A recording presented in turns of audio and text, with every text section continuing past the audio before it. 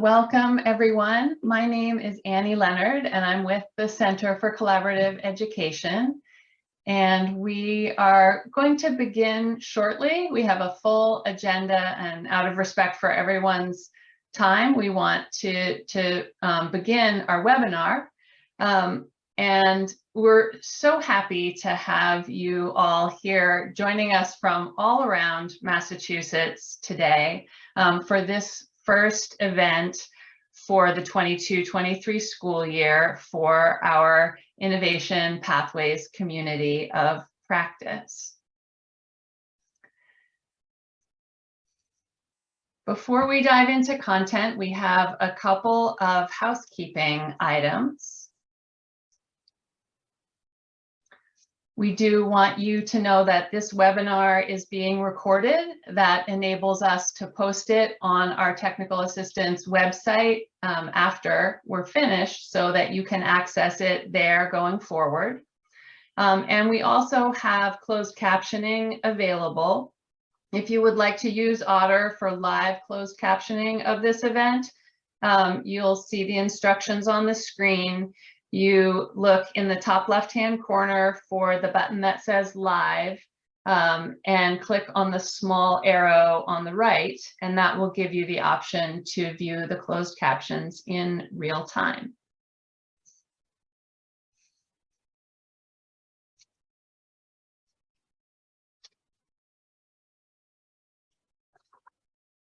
Okay, so to begin, we want to say hello from the Innovation Pathways team. And as I said, my name is Annie, and I'm the new Innovation Pathways lead consultant with the Center for Collaborative Education. I'm coming to you today from Amherst in Western Mass, and I have been working in public education in Massachusetts since 1993. As a teacher, as an assistant principal, project director, and principal in districts all over the state, from Metro Boston to the Berkshires. And I'm so happy to have joined this Innovation Pathways team. I really believe that the pathways are an important way for us to support students, not just in improving their post-secondary outcomes, but really as a way to help make their daily experiences in school more engaging and more identity affirming. And I'm also joined today by my CCE colleague, Allison. She's going to be in the background, but is here to offer tech assistance. If you require any, please pop a message into the chat for Allison. And now I'll pass to my DESE colleague, Jennifer Gwatkin. Thank you, Annie. It is so great to have you here today. Excited about all the events that we have planned for this year and beyond. I'm Jennifer Gwatkin. For those of you who have not yet met me, it's nice to meet you in this forum. Hopefully I'll get to meet you in person at some point. But yeah, welcome to the Innovation Pathways community. You're all here because you're new in some way, shape, or form. Actually, some of you may not be new to Innovation Pathways, may have changed schools. All are welcome here. I have been with the Innovation Pathways team since the inception back in 2017, and it's been exciting to watch the community evolve and grow. I would like to welcome or shout out some of my DESE colleagues who are here. I saw Lisa Harney, who is from the Office for College, Career, and Technical Education. I saw Garvey Altine, also from the Office for College, Career, and Technical Education. And I think Raven is here, Raven Jordan, who is our new fellow. She's our CCTE, College, Career, and Technical Education fellow this year. If I've missed any other DESE folks, I will be on the lookout and give you a shout out at some other point, but just extremely excited to be here and to kick off the 2022-2023 year of programming. Thanks, Annie. Thank you, Jennifer. So before we dive into Innovation Pathway specific content, we do want to share a little bit of information about the Center for Collaborative Education, which is a national organization committed to working with schools, districts, and communities to increase educational equity so that students succeed and communities thrive. And CCE has been and will continue to be a partner for DESE in supporting the Innovation Pathways initiative. And you'll be learning a lot about the various ways that we do that throughout the webinar today. So I want to briefly let you know what we are intending will be the outcomes of today's webinar. Our 3 intended outcomes are first, to help everyone understand the innovation pathways, its purpose, its guiding principles, and the core characteristics of effective pathways. And that's for everyone, whether you're coming in with a lot of experience, with expertise in pathways, or if you are brand new. We always want to create opportunities for you to build connections across the Innovation Pathways network. So you'll be spending time in breakouts today to do that. And in those breakouts, also have an opportunity to raise issues of importance to you that you are working on, strategies, problem-solving opportunities within our community of practice through those connections that you're going to make across our network. So to achieve those intended outcomes, I'll briefly review this agenda. You're experiencing the welcome right now. And then very shortly, we are going to send you out to breakout rooms to meet some of the other folks who have joined our webinar today. Then we're going to share some content about the innovation pathways and especially the current reach of the pathways around the state of Massachusetts. And we will take some time to look at some of the resources that we provide to support your work on the pathways, whether you are early in the design phase or well into implementation. We want to point out some tools and make sure you know where to find them. After that, we're going to go back into breakouts that are topic specific. Those topics will be generated based on input we get from you shortly. And then we'll pull it all together to close right on time, telling you some stuff about what's going to be upcoming in our network soon this year. Before we go any further, though, we do want to acknowledge that these are not ordinary times. While we may all have returned to school, things are not normal. We are still contending in many ways with disruptions from the pandemic. We're probably a lot more comfortable working in these virtual learning environments than we were 3 years ago, but we've also gained deep appreciation for the kinds of learning that can't happen remotely, including the kinds of hands-on learning that are possible in innovation pathways. So we're grateful for the ease of coming together in this virtual setting remotely. And we're also anticipating with joy the possibility that some point later in this year, in the spring of 2023, we might be able to hold some in-person events for our network. So we want these events to be interactive and collaborative, and to help start that out, we're going to give everyone a chance to respond to a poll. It will pop up in a moment, and the poll is going to offer you 3 choices to describe where you are right now in terms of your current knowledge and experience with innovation pathways. So I just get that to pop up.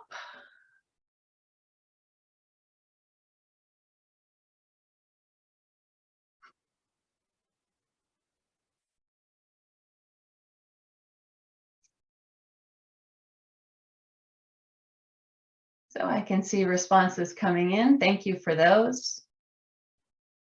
I'll leave it open for a little bit longer.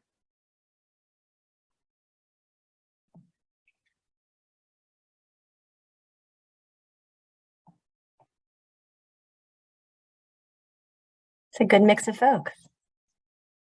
Yep. So almost everybody in the room has responded, and I can see that there's a sizable group in that middle option, people who are familiar with innovation pathways and know what their local pathway program options are.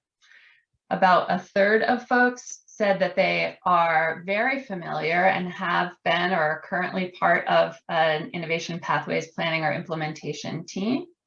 And then a group who are new, and we welcome everybody Regardless of how you answered the poll, we are happy that you're here, and we'll keep these responses in mind as we go forward with our activities and with our breakouts during the webinar.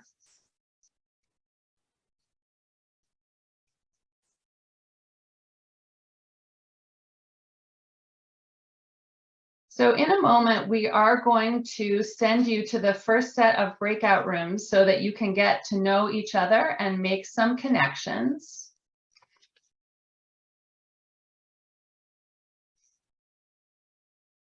So the prompts for this first round of conversation are on the screen now. And we'll also put that into the chat so that you are able to see them there. What we'd like you to do in these groups, which will be nice and small, is first introduce yourselves and your roles and your affiliation to your group mates, and then take some time to discuss a component of innovation pathways that you would like to learn about or have the opportunity to talk more with colleagues about. So we want you to work towards some consensus. There may be one or two topics that rise to the surface inside your group that you'd like to know more about. And we have created a Padlet for you to capture those topics of interest. And the link to that Padlet is also going to go into the chat so that you can find and use it.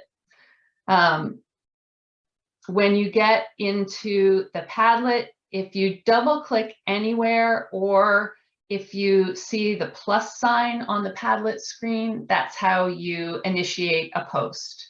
So I put a little sample post in there just to give you an idea of what it might look like. Yours doesn't have to look like mine, but you can just give it a little title and then add some text about the areas of curiosity that are coming up in your group.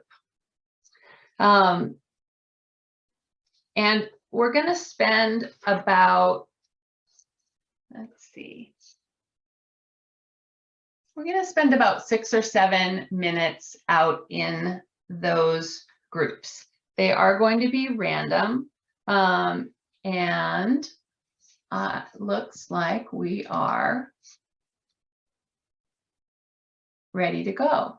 Hi, everybody. We are thinking that the Padlet did not work well as a place to put your put your group's thoughts down. And if you experienced a technical glitch with that, we're really sorry about it. You could tell us in the chat, or you could unmute and tell us what happened. But more importantly, we really want to be sure that we are capturing the topics that your group would like to know more about. So if you would either put into the chat those thoughts from your group, if you designated someone as the documentarian, they could put those topics into the chat. That would be terrific. Oh, I just saw something pop into the Padlet. So either is fine, Yay. whether you want to continue with the Padlet or put something into the chat. Either one would be great, but we really would like to hear from you because that'll help us design the breakouts.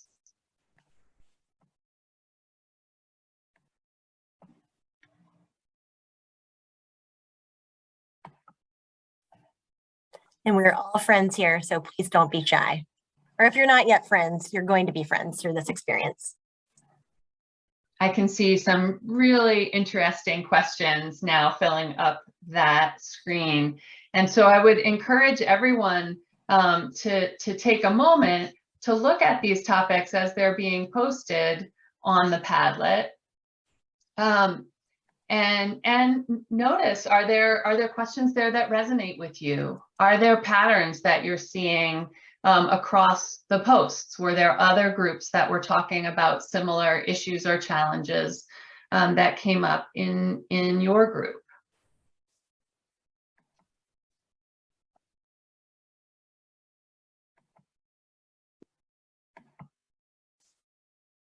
So we're going to need to move on from this section momentarily, but we will return to these topics later in the webinar and at other events throughout this year. So thank you for your input. Please feel free to keep that Padlet open and keep adding to it.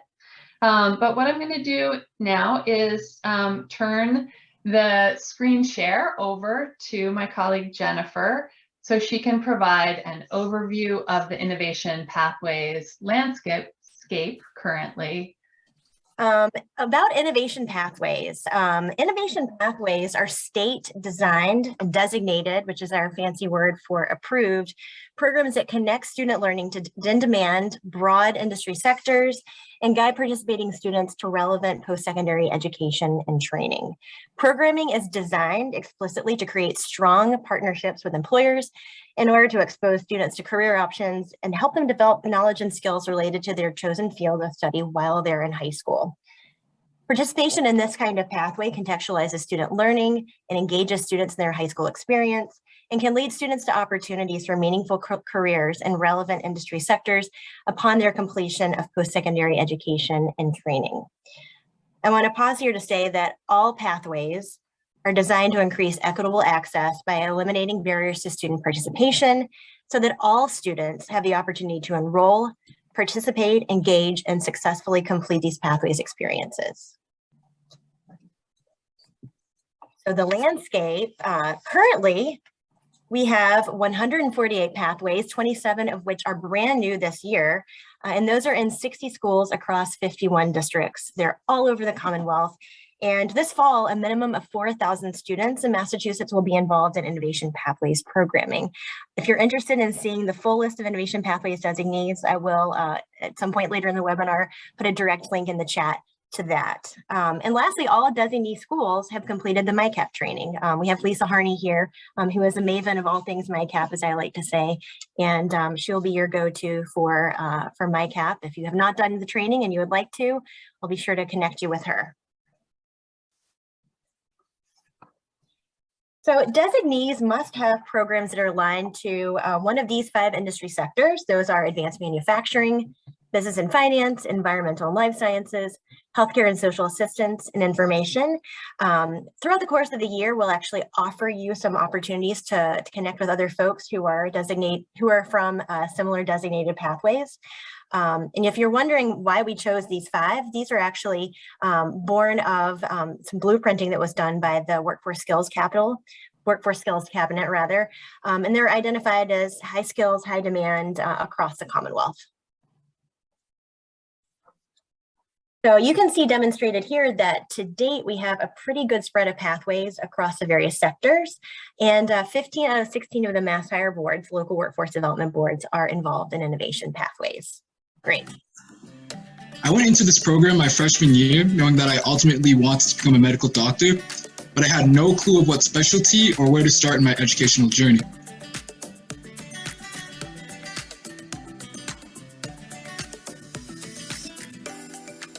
So through workshops and guest speakers that the program offers to the students, I've been able to explore and compare the varying career paths and have a direction towards what I want to do post-high school graduation.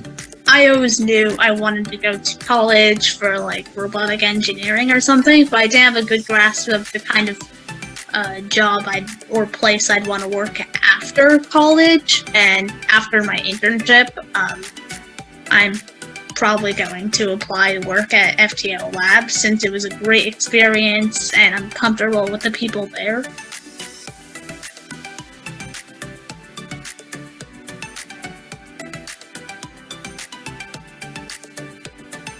The Pathways has also given me a lot of chances to do unique classes I wouldn't have had the chance to do or would have even thought to do, like a programming class, networking.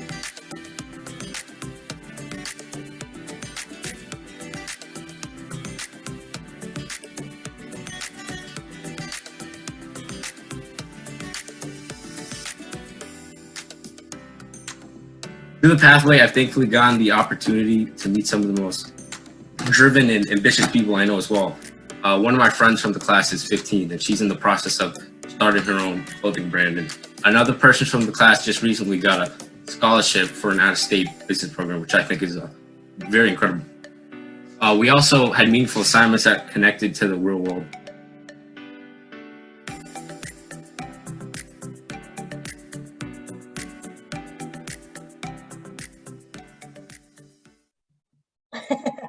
Okay, so innovation pathways are grounded in 5 guiding principles which work together to provide a framework for the pathway experience. I'd like to tell you a little bit about each. The equitable access principle expresses the commitment that designated programs must prioritize students who are underrepresented in education enrollment and completion. Innovation pathways programs should be structured in a way to eliminate barriers to student participation. Guided Academic Pathways provides a description for how programs are structured around clear and detailed student academic pathways in terms of coursework, course sequencing, and experiences beyond the classroom. Students should be exposed to authentic experiences, academic rigor, and substantive career opportunities, allowing them to make informed decisions about career pathways to pursue. Enhanced student supports ensures that programs must demonstrate sufficient wraparound services to promote student success. This includes ways to identify and address potential academic and non-academic challenges for all enrolled students. Connection to career captures how programs must expose students to targeted opportunities intended to lead to careers. This targeted exposure can come in the form of opportunities for workforce and career skills development, career counseling, and work-based learning. And finally, effective partnerships refers to the requirement of a formal partnership between a school or district and MassHire, which is your local workforce development board, along with one or more employers. All college and career pathway options in Massachusetts must have or must include 6 core characteristics, both in the application process to receive designation and in the implementation process to help fulfill the guiding principles that I just covered. So Massachusetts recognizes that these 6 core characteristics, when they're integrated into a coherent set of strategies and services for students, works towards ensuring high quality pathway programming for students. Under these core characteristics of advising, there's an expectation that well-designed college and career advising is embedded as part of the pathway experience for all students. And this advising ultimately supports students in developing a clear understanding of the post-secondary options and courses of study that are available to them. This includes higher education, training, career options, and it requires that students have an individual learning plan. Many of you might be familiar with MyCap. I definitely saw a reference to MyCap in the chat and folks wanting help with that. The programs are aligned to labor market demands in their local region as well as across the state. You heard me mention the rationale behind the 5 preordained industry sectors. When designing programs and applying for designation, programs have to demonstrate that there is a current or projected labor market demand for skilled employees in the chosen workforce sector. And then through integrated instruction, students participate in a carefully designed sequence of integrated, rigorous instructional courses that are relevant to their pathway, including both academic and technical subjects. There are structured work readiness, exploration, and engagement activities, and work-based learning experiences that are essential components of each pathway program. And this is comprised of a 100-hour internship or capstone experience that is aligned to the industry sector. And that usually happens toward the end of the student's experience in the pathway. And then credential preparation means that the pathway enables students to make progress toward attainment of industry recognized credentials or college credits towards an associate or a bachelor's degree while they're still in high school. And finally, strong post-secondary linkages refers to students' participation in a wide range of college awareness and engagement activities to inform their post-secondary plans relating to college, apprenticeship, and/or training programs. So what are the core innovation pathways experiences? All students take a minimum of 4 courses as part of their pathway program.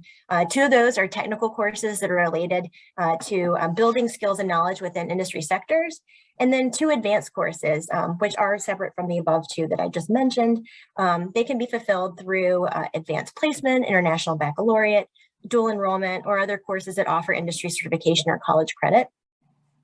There's an academic, career, and interest-based advising and counseling for students in innovation pathways, including that each student has an individual documented plan to support their future planning used through MyCap. And then strong industry presence and connection, whereby students are engaging in work-based learning, either through an internship or a culminating capstone experience that is a minimum of 100 hours.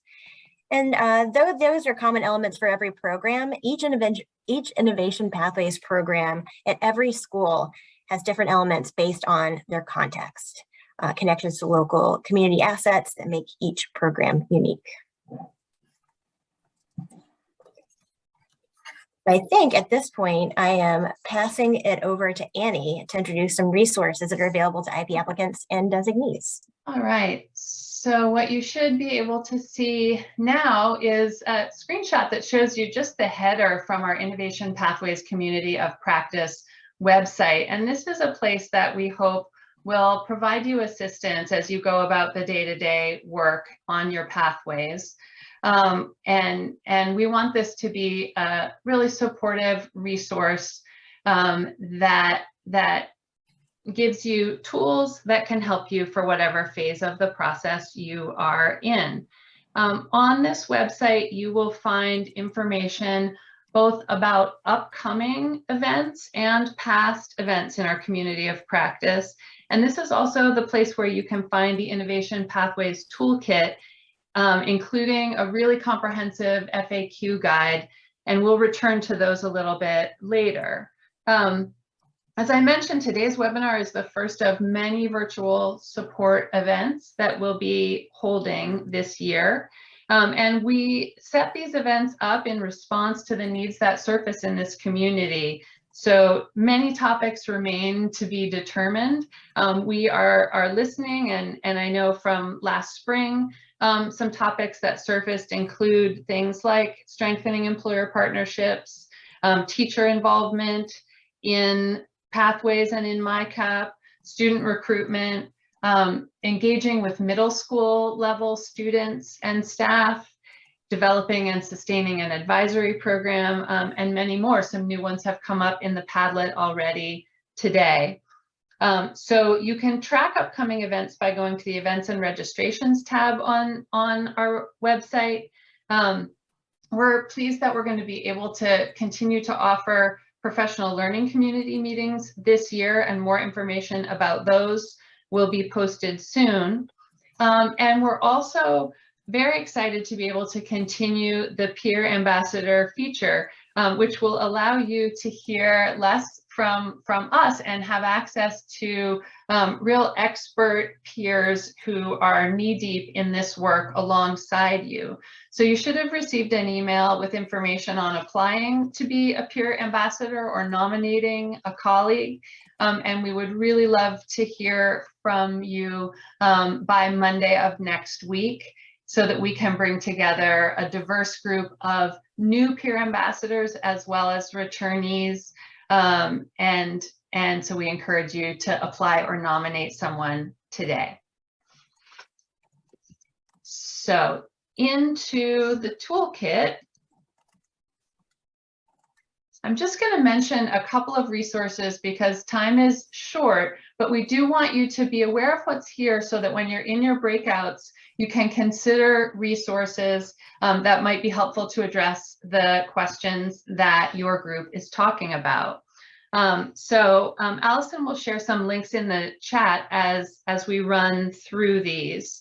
Of course, these are not exhaustive resources, nor do we want you to feel like you need to use all of them. The intent is that they would support a variety of different approaches to design and development and implementation needs in a way that you can customize to best meet the needs of your school and your students and each pathway's particular context.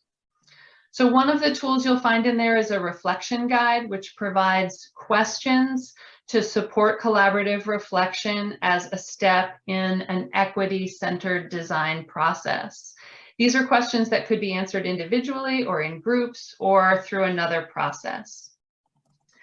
There's also a self-assessment tool in the toolkit, and this was developed by the IP team to help support planning teams with self-evaluation during their process. So it's organized around the 5 guiding principles that Jennifer covered with you. And under each principle, it asks you to self-assess at a level of initiating practice, developing practice, or established and sustained practice. And then there's that FAQ guide that I mentioned. This has been one of my favorite documents as somebody new to this role, because it provides answers to about 100 questions that have surfaced in our community over the last several years. And along with that FAQ guide, you'll find in section 4 of this toolkit, lots of resources that have come up in our network, templates, protocols for group work, sample documents of all kinds, so that rather than feeling like you have to start from scratch, you can build on the experiences of others who are engaged in this work. We really encourage you to reach out to us with questions or suggestions about the FAQ, about the toolkit. We want it to work well for you. Okay. So knowing a little bit about some of the resources that are available, and hopefully we've enticed you to want to explore more on the website and in the toolkit, we want to set you up for another session in breakout rooms. This time you are going to be choosing the breakout room based on your own interests. So in a moment, I will show some instructions about how to do that in case the process isn't familiar. But first, let me just review briefly the prompts for these breakouts. And then they'll also be in the chat so that you can see them when you're in the breakout rooms. Your group size may vary based on who's interested in talking about what. So please feel free to adjust your process based on who's in the room. Somebody from CCE or DESE might pop in, but this is intended really to be a self-facilitated time, making sure that all group members get a chance to participate. And so starting the first round with introductions, maybe there'll be somebody familiar from your first group, maybe not.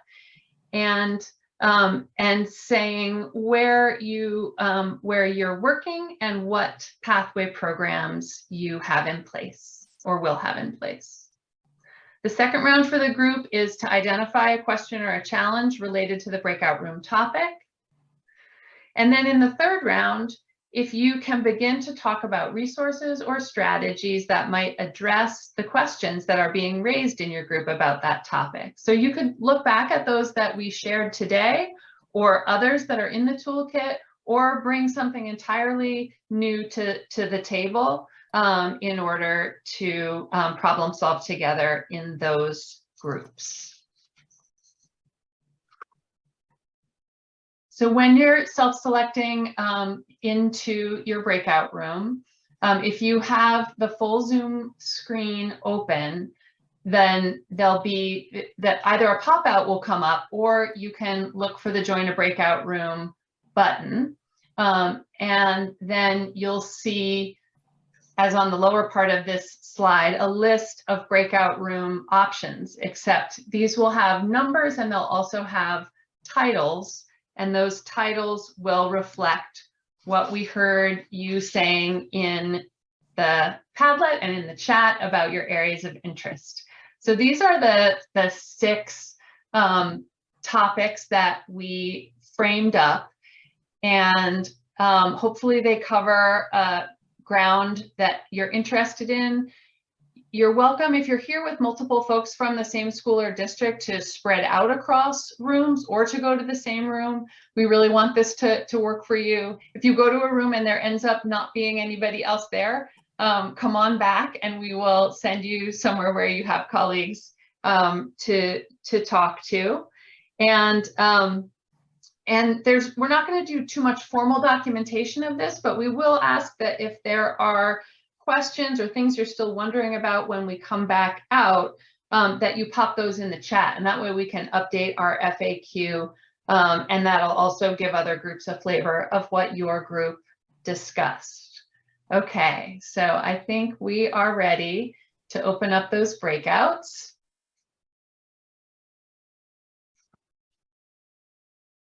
Welcome back. Time flies when you're having fun. Yeah, hopefully that short time leaves you hungry for more dialogue with your colleagues. And that is something we will be able to provide in a number of ways. I want to quickly review some upcoming events and resources available in our IP community. I already mentioned that peer ambassador nominations, we'd like those in by Monday. Soon on the website, you will see information on how to sign up for PLCs under the events and registration tab.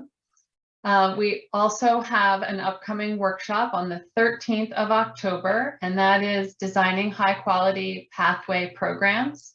That one is currently open for registration. On the 24th of October, Jennifer and I will be holding office hours from 8:30 to 11:30 in the morning. And you don't have to sign up in advance, but if you have questions that you know you want help with, it would be great if you could drop us a line using the form that is on the events tab of our website. And then so you can save the dates. We've put our November webinar and November 2nd webinar and November 17th program spotlights on the calendar. And we'll provide more information soon about the content for those events. It is super important to us to have your feedback. And so we definitely want, before you go, to ask you to open up the link coming out in the chat for this session's survey. This is a great place for you to tell us how the session worked for you and what you would like to have in the future. So please, if you can't do it right now because you're running to bus duty or something else, we would still love to hear from you. This survey is a great way to do that. You can also reach out to us via email, and you'll see both my email and Jennifer's email on this slide, as well as the Innovation Pathways website URL. But in closing, we do want to say thank you so much for coming today and for engaging with us as we continue to work together to build and strengthen innovation pathways.